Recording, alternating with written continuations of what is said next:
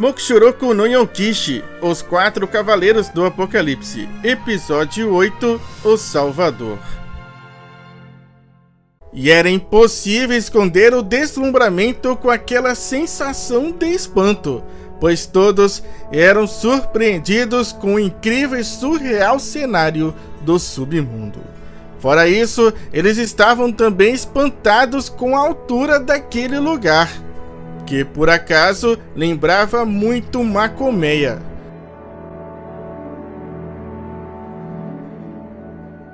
No entanto, repentinamente Percival se recorda de algo, uma lembrança daquele lugar. O pequeno Percival estava no colo de Zeldris, e ambos olhavam para aquele penhasco cheio de cavernas.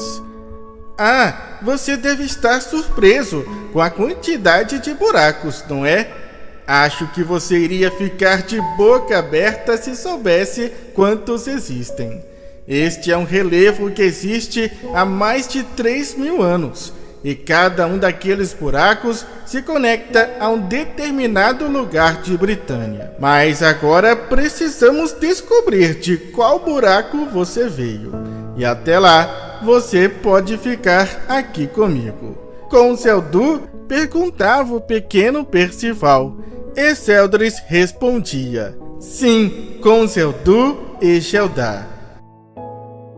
E de volta ao cenário atual, Percival, confuso, pronunciava o nome daquela pessoa, Zeldu.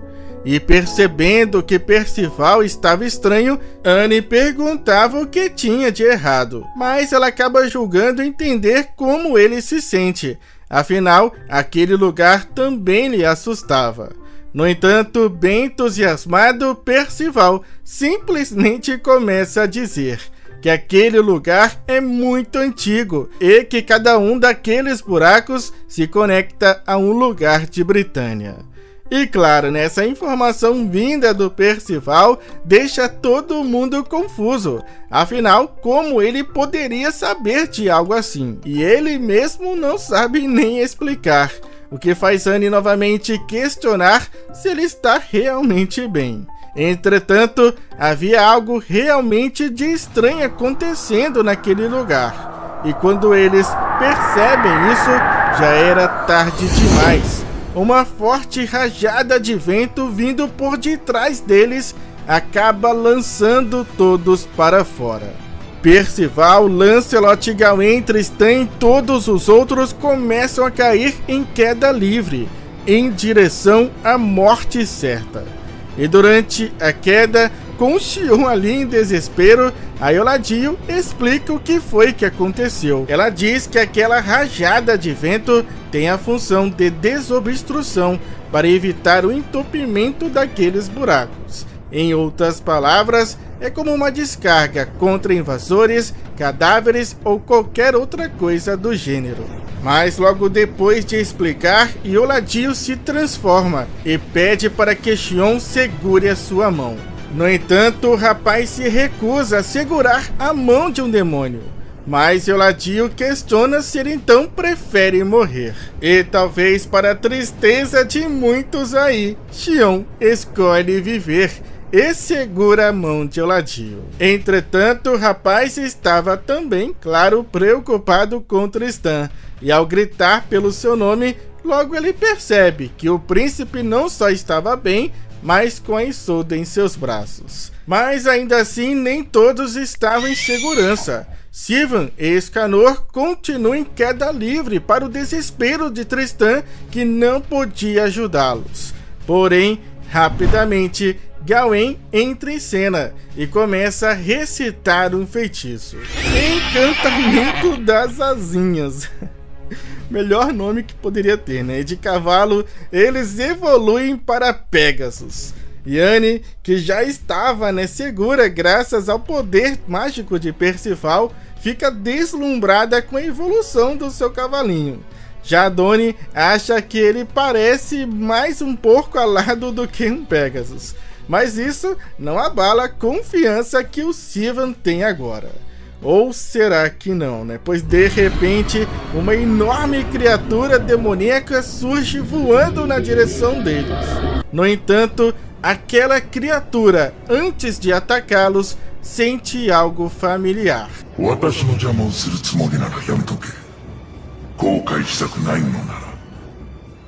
E ao escutar isso, Percival fica sem reação. E de longe, temendo pelo pior, Lancelot saca seu arco e decide que irá parar aquele monstro. No entanto, logo Tristan chama sua atenção, pois eles também se encontravam numa situação perigosa, pois eles estavam cercados por aqueles que receberam a ordem do Rei dos Demônios de capturá-los. Os demônios de elite do submundo. E o líder deles é bem direto ao perguntar: quem são vocês e por qual motivo invadir o submundo? Dependendo da resposta, irei eliminá-los imediatamente. Mudamos então de cenário. E dentro desse local, podemos ver Anne, que estava desacordada, recobrando a consciência lentamente. E ao seu lado, Donnie e Nasciens, ainda um pouco atordoados, questionavam onde eles estavam. Até que todos escutam alguém chamando por eles. Aquele era Percival, que corria bem feliz de encontro aos seus amigos. Preocupado, ele pergunta se eles estavam bem, se estavam feridos. E todos ficam felizes por ver que Percival também estava bem. Mas algo preocupava Anne, que pergunta bem baixinho no ouvido de Percival se aquela pessoa que estava com ele era do clã dos demônios. E Percival responde que sim, dizendo que foi ele que o guiou até ali. Porém, de repente, todos se assustam ao sentir um intenso tremor. E sem saber o que aconteceu, eles começam a questionar-se, perguntando se aquilo foi um terremoto. No entanto, logo eles são surpreendidos novamente por uma voz imponente que diz: eu duvidei quando escutei. Cheguei até mesmo a pensar que nunca mais iria te ver novamente. E sem conseguir se mover, Anne questiona o que era aquela intenção assassina, enquanto Nasciens está impressionado com a pressão exercida por aquele poder mágico avassalador. No entanto, Percival não sente medo e se vira para saber o que era aquilo, para o desespero de seus amigos, que questionam o que ele pensa que está fazendo. E aquele homem diante deles apenas diz: este é o nosso governante, o Rei dos Demônios. E diante deles estava aquele ser colossal e imponente, uma magia obscura da qual eles nunca sentiram antes igual.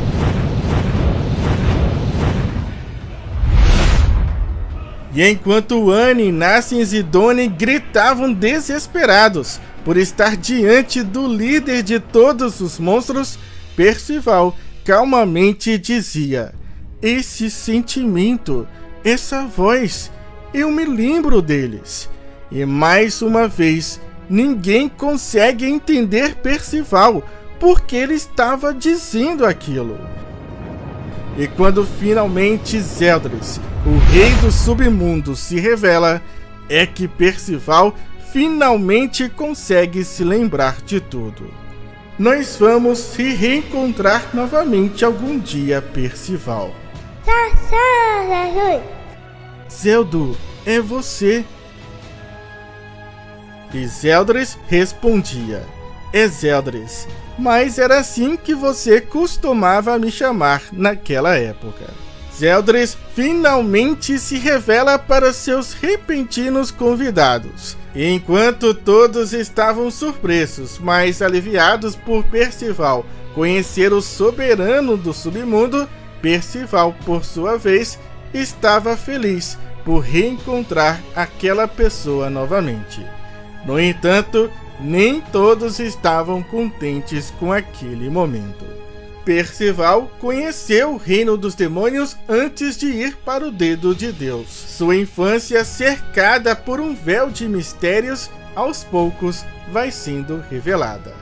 Continua no próximo capítulo, intitulado Bem-vindos ao Reino dos Demônios.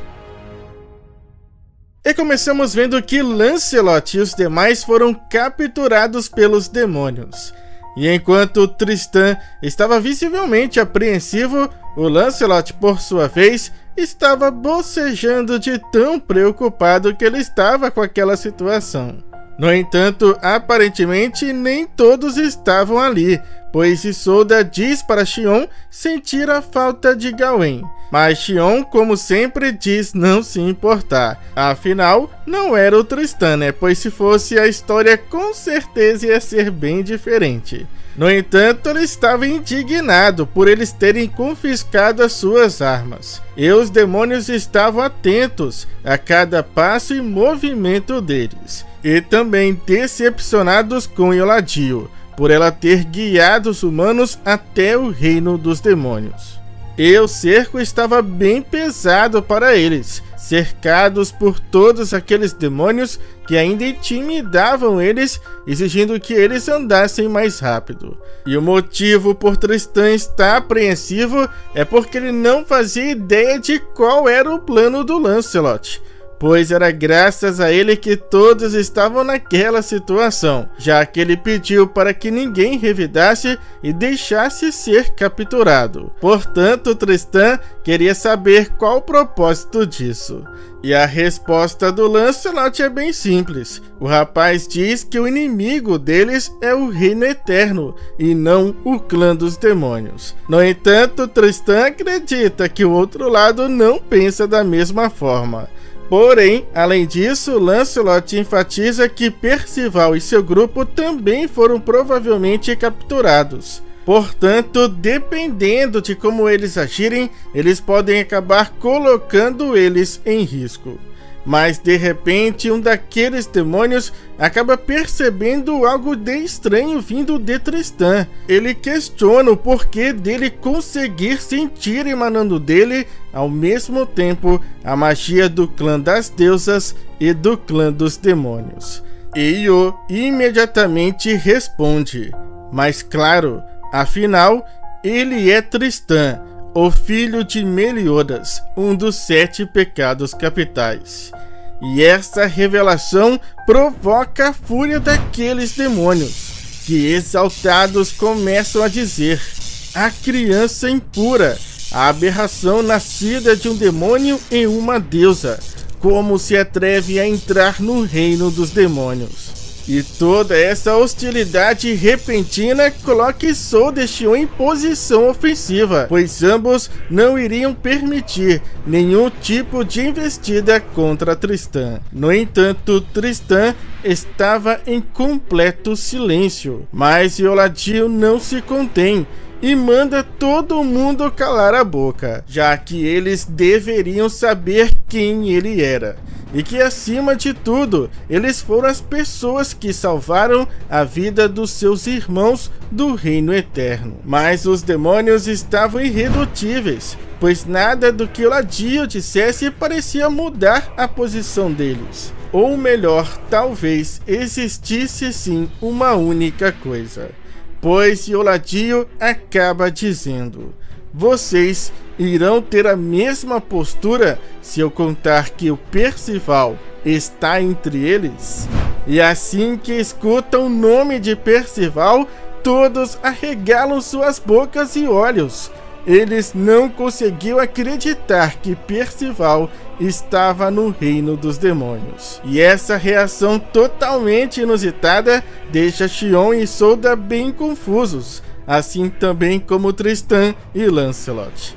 Afinal, por qual motivo Percival era tão importante para eles? E voltamos para o castelo do Rei dos Demônios, onde Percival, bem feliz, se reencontrava com sua antiga amiga Gedda, ou melhor, Gelda, a rainha dos demônios.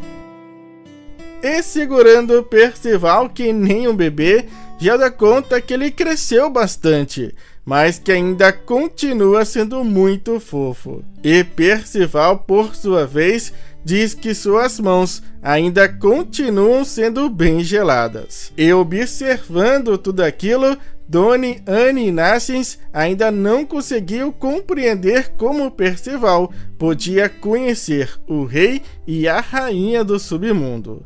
Mas a resposta para essa dúvida logo vem pela boca do próprio rei do submundo, Zeldris. Ele conta que foi alguns anos atrás, quando Percival se perdeu no reino dos demônios após atravessar uma daquelas passagens.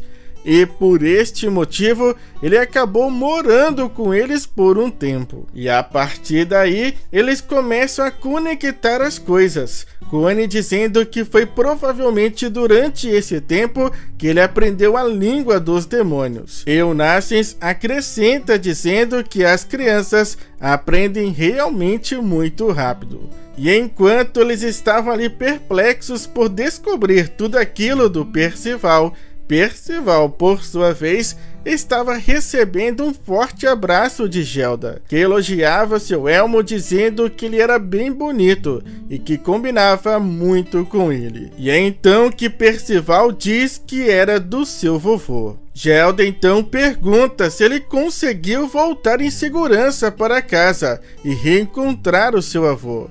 E Percival conta que quando ele chegou em casa, o seu avô começou a chorar muito de alegria.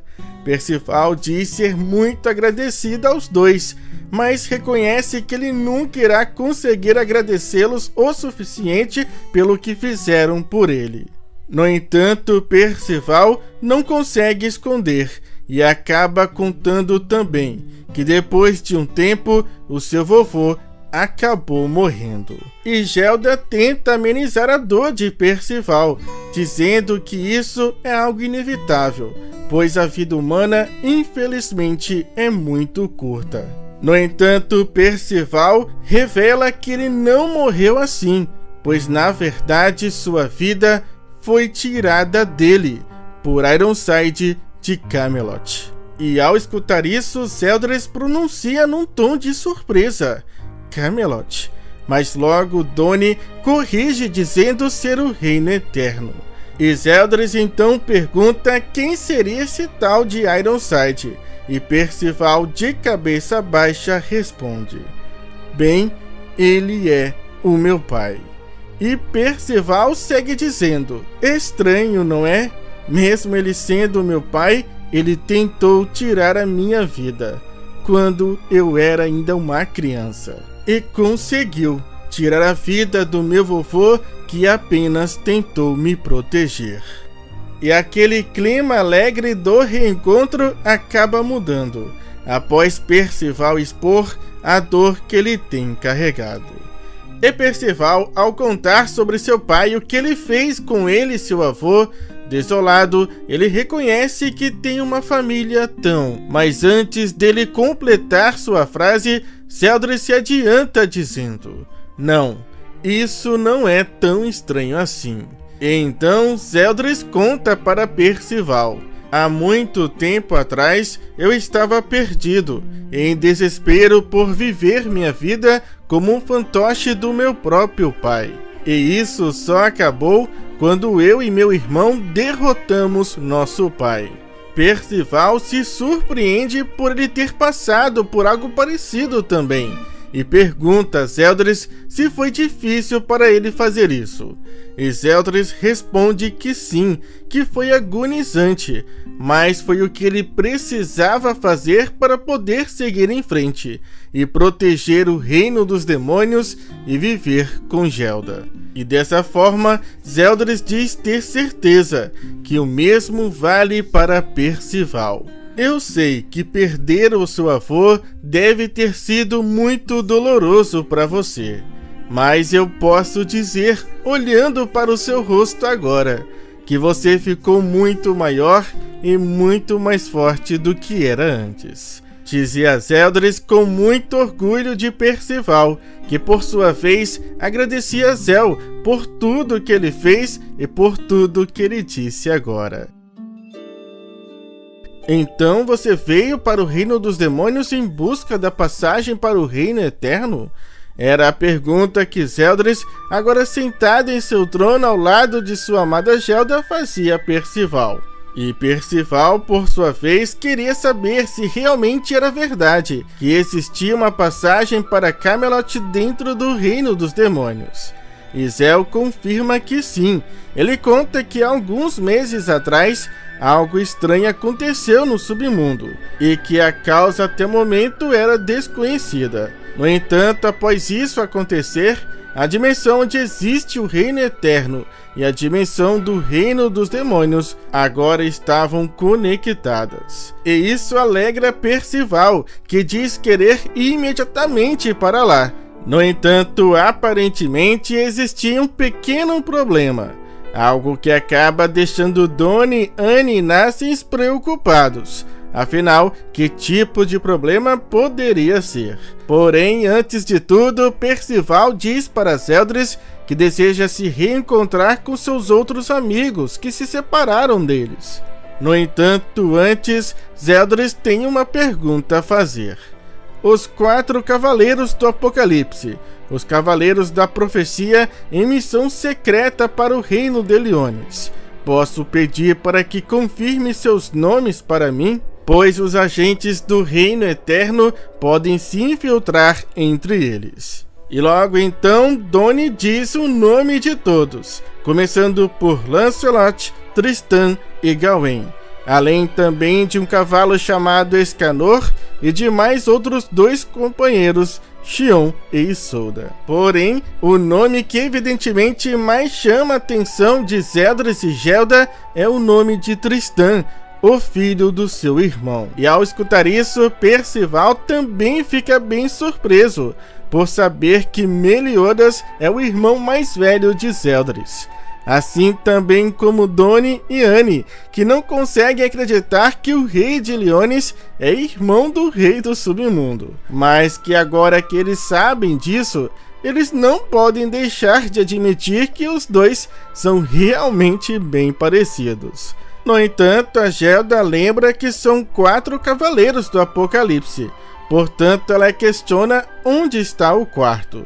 E logo Zeldris olha para Percival e questiona: não me diga que o 4º cavaleiro é você, Percival. E com um sorriso no rosto, Percival responde: sim, eu sou um deles também. E para provar o que está dizendo, Percival então decide mostrar para Zeldris o presente que ele recebeu de Meliodas. Porém, cadê? Parece que tem algo faltando ali.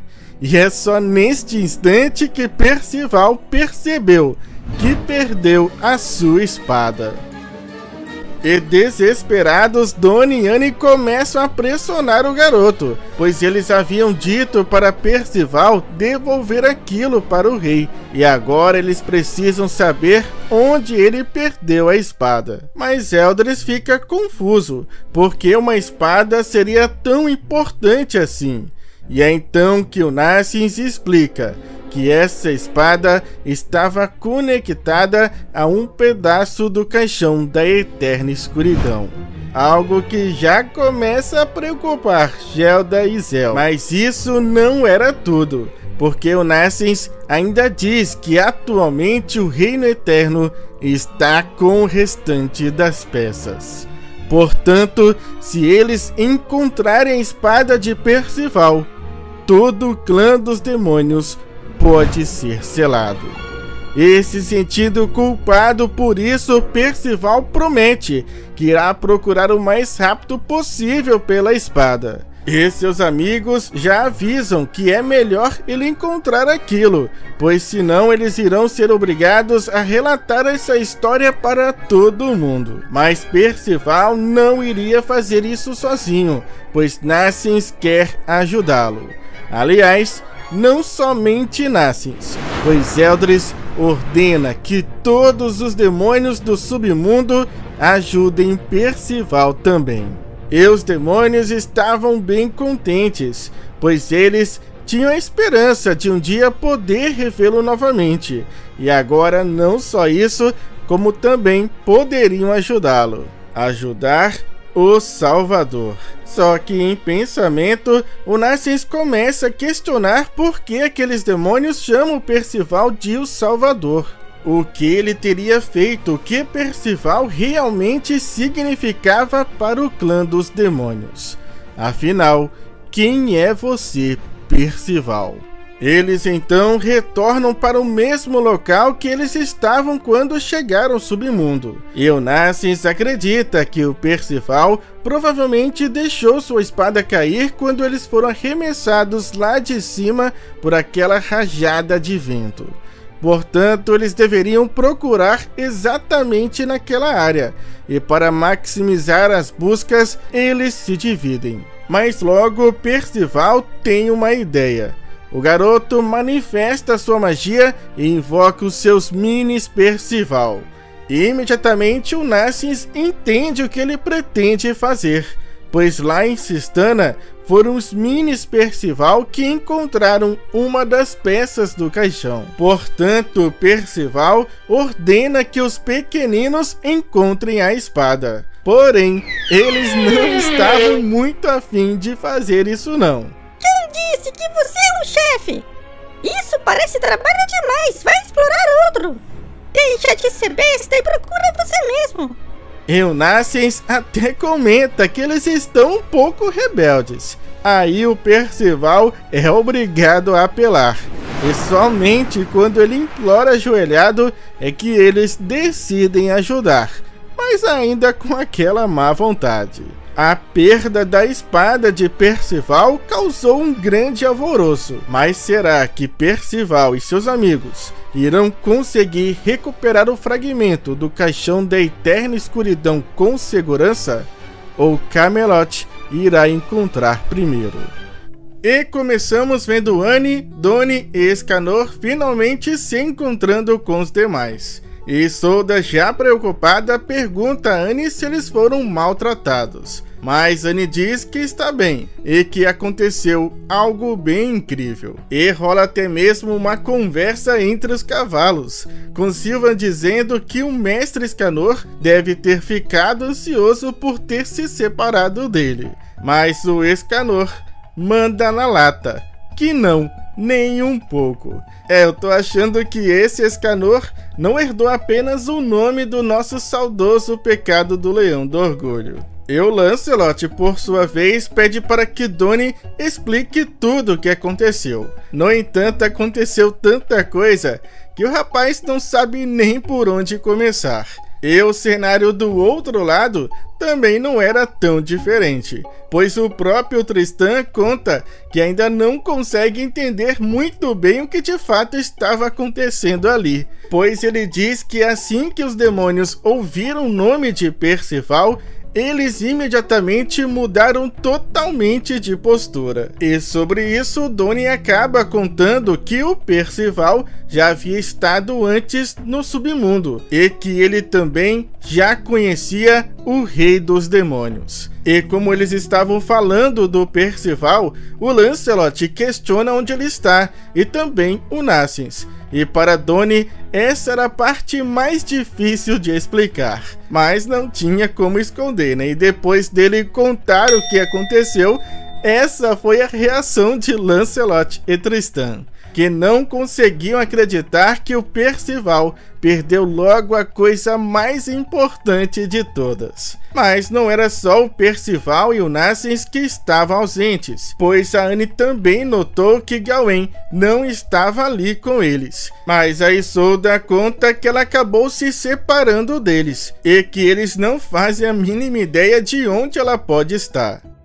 E mudamos então de cenário para onde Percival e Narcís estavam, e os dois, com a ajuda dos demônios, estavam na busca pela espada perdida. No entanto, a estratégia do Percival era de simplesmente gritar chamando a espada pelo seu nome e pedindo para que ela lhe respondesse. Mas o Narcís acredita que ele pode não ouvir uma resposta, e os demônios começam a ficar preocupados, pois um deles pergunta o que irá acontecer caso não consigam encontrar a espada. E o outro responde acreditar que eles provavelmente serão selados novamente. E ao ouvir isso, Percival pede desculpas e promete que irá encontrar a espada. No entanto, aparentemente eles não estavam com medo, pois Percival, afinal, era o Salvador. E mais uma vez, em pensamento, Nacians questiona qual seria a relação que existe entre Percival e os demônios. Porém, naquele instante, os minis Percival sinalizam dizendo que conseguiram encontrar, para a felicidade do Percival. E sem demorar muito, o garoto salta na direção do local apontado pelos baixinhos, enquanto Nacians logo atrás dizia não esperar menos de um mini Percival. E o Percival, por sua vez, dizia estar feliz por finalmente ter encontrado a espada. Porém, não era bem exatamente essa espada que o mini Percival encontrou, pois essa espada era provavelmente daquela pessoa caída ao seu lado, num estado completamente deplorável, que segundo Nacians não parecia ser um demônio. No entanto, o estado daquela pessoa era preocupante. Muito machucado, ele sussurrava tentando dizer não conseguir respirar, e que havia caído lá de cima, e que por conta disso todos os ossos do seu corpo estavam quebrados. E o estado crítico dessa pessoa leva Percival ao desespero, que grita para o Nacians dizendo que ele realmente mal estava conseguindo respirar. Mas ainda assim, aquela pessoa consegue reconhecer Percival. Esse cabelo verde, no formato de asas, você só pode ser. No entanto, Percival estava focado em lhe ajudar. O garoto pergunta se ele consegue ouvir sua voz, pois ele promete que irá resolver aquele problema imediatamente. Mas Nacians grita dizendo para Percival esperar. Entretanto, o garoto diz que ele precisa curar o mais rápido possível seus ferimentos, porque senão. Mas com um olhar apreensivo, Nacians somente diz: Percival, olha o que ele está segurando. O poder mágico que emana desse objeto, não tenho dúvidas, é um cajado do caos. E chocado, Percival indaga: então essa pessoa é... E Nacians completa dizendo: é um cavaleiro do caos, o nosso inimigo. E diante dessa situação, aquele cavaleiro perde totalmente a esperança de ser salvo. E ele também lamenta a falta de sorte por morrer justamente daquela forma naquele lugar. Porém, mesmo ele sendo o inimigo, Percival diz não conseguir ficar só parado e olhando ele morrer. Então o garoto se prepara para salvar a vida daquele cavaleiro. Mas ele é parado por Nacians, que segura o seu punho enquanto diz: eu sei o quanto você é gentil, porém você já se esqueceu do que o Lancelot disse na Floresta Emaranhada? Você acha que se mostrar misericórdia irá fazê-lo mudar de alguma forma? E que ele também não podia se esquecer de tudo que eles já fizeram, incluindo tirar a vida de Jade, um dos seus companheiros. E ao dizer isso, Nacians imediatamente percebe que acabou tocando numa ferida que ainda não cicatrizou. Percival fica sem reação, sem resposta para o que ele deve fazer. E os demônios estavam sendo observados por uma pessoa, um dos Cavaleiros do Caos, que retorna para o seu grupo informando de que realmente não havia dúvidas de que eles conseguiram segui-los até o território demoníaco, e que, por sinal, haviam dezenas de demônios sob a colmeia de onde eles saíram. No entanto, ao se aproximar dos demais, eles percebem que este cavaleiro estava tremendo na base.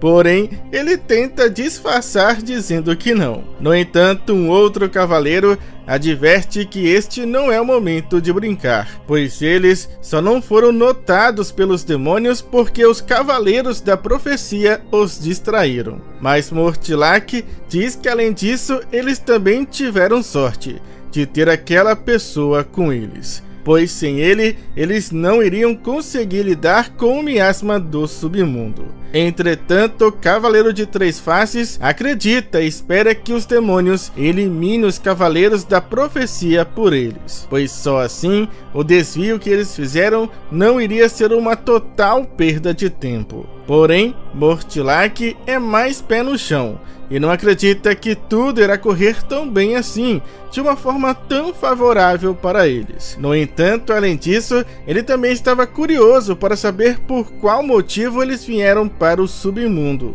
Então ele confessa querer muito saber a resposta. E ele acaba pedindo a opinião de um dos cavaleiros que estava mais quieto, mais calado entre eles, o Rosebank, que curiosamente tinha o mesmo visual do cavaleiro que estava todo quebrado lá com Percival e o Nassens. E ao ser chamado a atenção, ele de repente começa a tossir sem parar. E vendo isso, o Mortlack questiona se sua garganta estava tão ruim a ponto dele nem conseguir falar. E por gesto ele meio que respondia que sim. E Mortlack, por sua vez, chega a deduzir que é provavelmente uma reação ao miasma, pois era visível quanto o ar daquele ambiente era agressivo por conta disso. No entanto, ele queria saber também o que os demais tinham a dizer sobre isso, e então ele começa a dizer o nome de cada um deles: Tomintou, Gleanesk, Louchiranza, Livet e Bráquila. O que vocês pensam sobre isso? Mas antes mesmo de escutar a resposta deles, Mortlack ataca Rosebank. No entanto, aquele cavaleiro consegue desviar do ataque repentino de Mortlack, mas logo outros dois cavaleiros avançam ofensivamente contra ele. Porém, rapidamente, Rosebank recita um encantamento para lançar um ataque mágico contra os dois. Um ataque que atinge mortalmente aqueles dois cavaleiros, que não tiveram como se defender ou reagir. Com isso, Rosebank acredita que são menos 2. Porém, logo ele percebe que não, pois subitamente eles são curados por uma magia divina. Revigorar, lançada por Tomintou. Rosebank, confusa, reconhece que aquela magia é do clã das deusas, e isso faz ela baixar sua guarda, se tornando alvo para uma flecha que lhe atinge em cheio. Uma flecha que foi lançada por Bráquila, que se orgulha de ter abatido seu alvo, já que ele nunca erra um tiro a cada 100 lançamentos. Entretanto, Mortlack logo tira o doce da boca da criança, dizendo que ele não deveria se orgulhar de ter acertado uma mera ilusão. Aquele cavaleiro não era real, desaparecendo em poucos segundos diante dos olhos de todos os outros. Porém, Mortlack logo percebe a presença da pessoa que criou todo aquele cenário. Gawain estava simplesmente flutuando de costas para eles. E Mortlack, vendo isso, apenas diz: minha nossa, além de ter que lidar com o mundo dos demônios, agora ainda tenho que lidar com uma criança selvagem como você. Mas como resposta, Gawain apenas diz: se vocês acham que podem me domar, então apenas tentem, seus minions inúteis. A presença misteriosa que brincou com os Cavaleiros do Caos com as ilusões de Rosebank é ninguém menos que Gawain, que sem medo algum desafia todos os Cavaleiros do Caos.